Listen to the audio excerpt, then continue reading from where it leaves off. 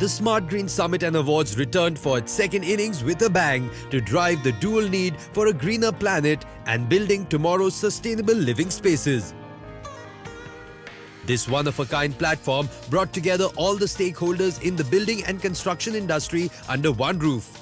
The government, architects, builders, corporate houses, thought leaders and industry bodies to discuss India's potential in creating sustainable smart cities.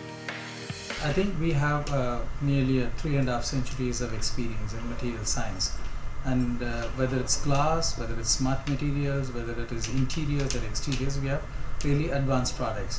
What is interesting is we make all of them in India, and 98% of what intelligent materials that we make are made in India. So therefore we are able to, at a time when India is rapidly urbanizing, becoming more and more smart cities are coming in, we are able to play our little role in making sure that the materials of choice come from within India itself. Going green in architecture is the way ahead, and bringing more light to this was Ken Yang, who gave his thoughts on eco-architecture and eco-master planning as a way of bringing nature back into cities. We always start designing with three basic models. The first model is what I call the general design model, which all of us as architects do, which is getting the client's requirements, the space requirements, the site constraints and so forth. The second model is the cost model, because money is very important to the client. And so the client always has a budget for the project. Then the third model is the green model. What is the level of greenness that you want? Whether you just want it to be green, you want it to be greener, or the greenest, because all these have cost implications. So having established these three models, the next stage is to make sure that they correlate the general design models within the budget, and the budget allow for the level of greenness that you want. And so that's the second stage of design. Then you start designing. As you head towards towards the top of the pyramid, you check that all the three factors correlate progressively. And when you reach the apex, you've got a design. So simply stated, this is the design process I go through when I design a building. I see design, green design, as the biointegration of what I call eco-infrastructures. The first eco-infrastructure is nature. I call this nature's utilities because nature has an infrastructure which is equivalent to our engineering infrastructure. This is everything that makes up nature, the climate, the natural systems, and so forth.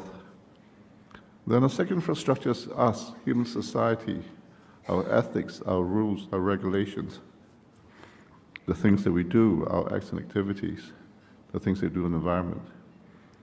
The third eco-infrastructure is the built environment or technology, all the things that we make. As a species in nature, we make more things than any other species in nature. Then the last infrastructure is water, water is what life is all about. We need to close the loop. We need to bring the water from its source back to where it came from, rather than let it go into the drain, into the rivers, and it's gone forever. And so for me, green design is how we bring all these together. Nature, our human society, the built environment, water, and to bring it into a whole. We as human beings have done terrible things to the earth. And we since the Industrial Revolution in the UK, we have taken natural resources, both materials, raw materials and energy, and raw, fossil energy, and used these to enhance the well-being of human beings. Now, nothing wrong with doing that, nothing wrong with enhancing the well-being of human beings. And because it's improved the quality of life of a lot of people, especially in China today. But we must do this with responsibility to the environment. So in some ways, eco-architecture and eco-master planning is a step towards that. They say that 50% of all the energy, or even more, that are used in the world are from buildings. And so eco-architecture and eco-design has a significant role in trying to improve the environment. But that's only part of the equation. At the end of the day, it depends on us as human beings that we have to have a sustainable lifestyle as well. And that people who can influence that It's not just architects, but also teachers and educators were more important than politicians, because they're the ones who practice the art of the possible, to make things happen. What if that's been done in the past will continue for the next century or so? And so there's no time to lose. If we had done something maybe 20 years ago, it might not be too late. But now, sometime in the 20th century, we passed the threshold. And so we have to do something about it now, and it's urgent. Now, then it occurred to me that everything that we architects do is abiotic. Look at this room that we are in. The only thing that's organic, biological in this room, is you and me and the bugs. So where is the organic nature aspect in our built environment? If we continue the way we're going now, then the whole world will become synthetic. It'll become inorganic. Then what happens to nature? And so my early work was trying to see how we could bring nature into the process. Because nature does something for us for free. It gives us what you call ecosystem services. If you ask any ecologist, he'll tell you this is crucial for the survival of the environment. Now, if we keep clearing the land, if we keep destroying nature, if we keep simplifying the ecology of the land, and we change species with climate change, then these aspects are gone. Now, to emphasize how important these are, I'm going to blow this up, because nature produces oxygen without human intervention. It maintains biological and genetic diversity. It purifies water and air, and so forth. And so it's absolutely vital that we do this. We keep nature as much as we can and bring nature back to the environment. So my work in it is to see how we can imitate nature, emulate the process of nature in our built environment, and bring nature into our built environment, so that we can produce not whatever we've taken away from environment, we give back, so that our built environment can produce and provide ecosystem services as well. I believe that probably within the next 5 to 10 years, most architects will do it, and they'll do it very well, which is very good. But the true purpose of architecture is not just to make the environment green or to make buildings green, but it's twofold. It's to try and encourage clients to make the business green. Because a lot of clients, a lot of developers, having done a green building, they think I've done my bit for the world, and then they go back to their own industries which are polluting and which are contaminating of the environment. So we need to persuade, having done a green building for a client, a green master plan for a client, we should try to persuade them to make their businesses green, to make their production systems and manufacturing green. So I think that's the first role in which an architect would extend his influence.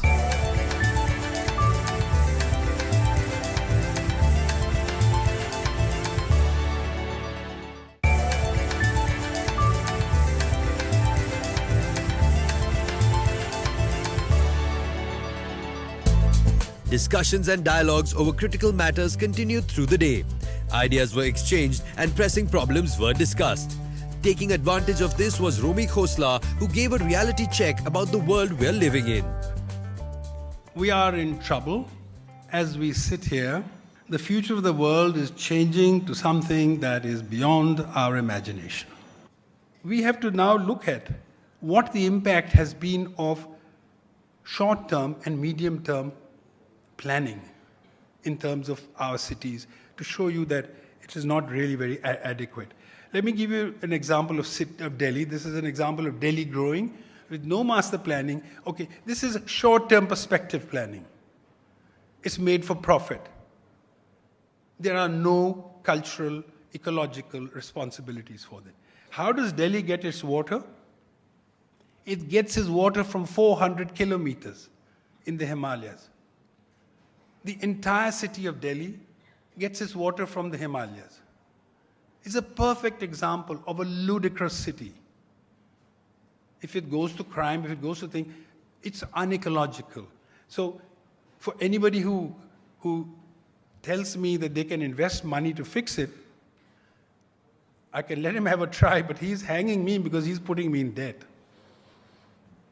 Now, let me look at the other mad scheme the government is into. It's called industrial corridors. And I've had a look, spent 2 years looking at just one of them, the Mumbai-Delhi Industrial Corridor. And the McKinsey report tells me that 1/3 of the population of India is to move to this region in terms of the smart cities and the industrial centers that are going to be created here in a climate where we are deindustrializing. So this is happening. We will not survive the impact of these long-term changes that have already begun. If we start the journey by advocating smart cities and industrial corridors, we have already given up on the future because we have sold it to the private investor. And I would appeal to you as potential designers that if you do not take the responsibility of understanding the long-term perspectives of where this country is going. We are not surrounded by great people. Huh? We have on our sides Afghanistan, Iraq, Iran, Nepal, Bangladesh, countries which have failed. We're just hanging in there. And we are hanging in there, we will be tipped. A thing like demonetization turns the country upside down. Please understand the edge on which this country is surviving. Just one global warming, one cyclone hitting Chennai, and it devastates the place. So we have no protective mechanism while we are sailing into this undefined city of smart cities and industrial corridors. The underneath is getting eroded away. Let me, in conclusion, leave you with something to think about. It is our contention that unless we radically rethink our cities, we will not survive the impact of these long-term changes that have already begun. If we start the journey by advocating smart cities and industrial corridors, we have already given up on the future because we have sold it to the private investor.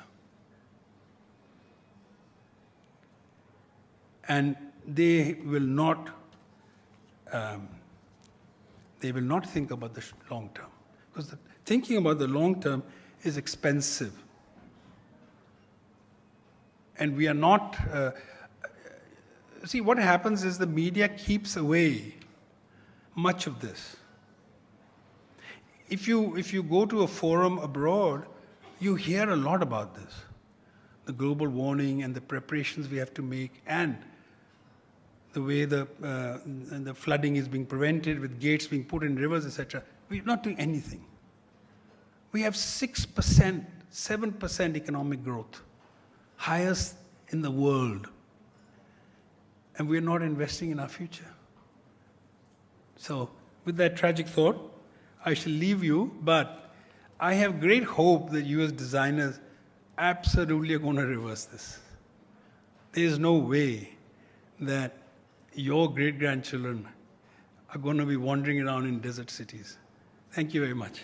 What makes an affordable yet livable space? Giving insights on this was interior designer Shabnam Gupta. Everybody on the dais has spoken about the impact that the economy is going through, the world is going through, the footprint that we need to reduce, etc., etc. I am going to make this a little more about design. I'm going to speak about how we as designers incorporate the day-to-day things that we see and dismiss easily as part of a recycling process and rechange the function aspect of the day-to-day items which are of no use or can be discarded easily. All around the globe, the world is taking a note of India's economic growth. The country has made tremendous progress over the last 10-15 years. As an Indian, it is something to be proud of, to be very proud of, in fact. However, we must acknowledge if there is any aspect in which India or Indians have not moved forward or moved very sluggishly. It is in the field of environmental impact and taking care of our surroundings. The recent shift back towards the use of craftsmen and women who use their hands is a breath of fresh air after decades of mass-produced machine-made products that come off the production line, duplicated in their thousands. Being Indian has many benefits. One of them is to be aware of the magnitude and scope of using an item to its maximum, and then innovating a way to use it even further. The process of design conceptualization is always in sync with the project narrative, but it is also to be able to breathe, to integrate, and to repurpose material is a parallel process. When we sit as a team and ideate, at that point, we try to incorporate your day-to-day used products or go scavenger hunting and then deviate or redefine the narrative. It can't be a hardline process. It has to be fun. And the end product has to work with the design brief. When it comes to restaurant interiors, there is a fine line between keeping it upcycle and fun to overdoing it. The balance is the key, which is the essence of our everyday design. As I conclude, the making of affordable green living is all about your own belief system. It is about innovating and to be able to conserve and protect the environment. The idea is to be able to curb the need for more and more endless consumption. It is not just a fad, it needs to be a way of life. As a designer, it is our duty to ensure the least intervention and impact on nature, whilst being able to redefine the object and reinvent its new function. Thank you. From congested roads to smarter and greener solutions, the Smart Green Summit and Awards paved the way for new thinking and definitely concluded on a high note, with speakers urging the need to create a strong and steady sustainable India. Nothing can stop an idea whose time has come. 150 years back or so, Victor Hugo said that, and I think that's very relevant even today. Sustainability is the idea, and Smart Green Summit is a meeting point, is a way by which we renew our commitment to the journey towards greater sustainability. It's a meeting point of minds and mavens, points, counterpoints, sometimes in consonance, sometimes in dissonance, but always a forum for airing of ideas. Points, counterpoints, ideas, ideals, different viewpoints coming together of a lot of intelligent people, caring people, people who are concerned about sustainability, coming together of minds and mavens. It's been a long day, but I hope it has also been an invigorating day for all of you. A day which will spur thought, reflection, and I dare to hope also some action. A day which will be a significant milestone in our journey towards sustainability, because that's what the Smart Green Summit is all about. It is a yearly, an annual event which brings together minds which care about sustainability and takes us further in the journey towards sustainability. With these thoughts, I thank you all, speakers and listeners. Thank you for being here. Thank you for having made this summit a wonderful success. Till we meet again in the Smart Green Summit version 3 in the future, goodbye and God bless. I think, can we influence people? Can we influence people that going green is not just about leaving a better planet for the next generation, but it's really living much more comfortably with greater cognitive abilities is really what the message that we want to give. If we can convince a lot of architects, builders and regulators that going green is really being very smart, I think we would have done a great job today. What needs to happen is we need to work on this with great amount of passion, because the future that stares at us is something which requires us, which obliges us to be more sustainable. The studies show that by the year 2030 or 2050, the bulk of the built habitat that we will have, numbers vary from 50% to 70%, the bulk of that built habitat is yet to be built, which means there is a lot that we have to do in the coming years in terms of changing our approach to energy efficiency, to sustainability, to water management and so on and so forth. which will ensure that we have a secure future, our children have a secure future. A lot of people have alluded to the fact that urbanization is a large trend globally, and given the kind of size of population in India, I don't think our urban centers have the wherewithal to handle the kind of urbanization that we are likely to face. We're talking about stressed water situation all over the country, and particularly in certain belts it's very, very acute.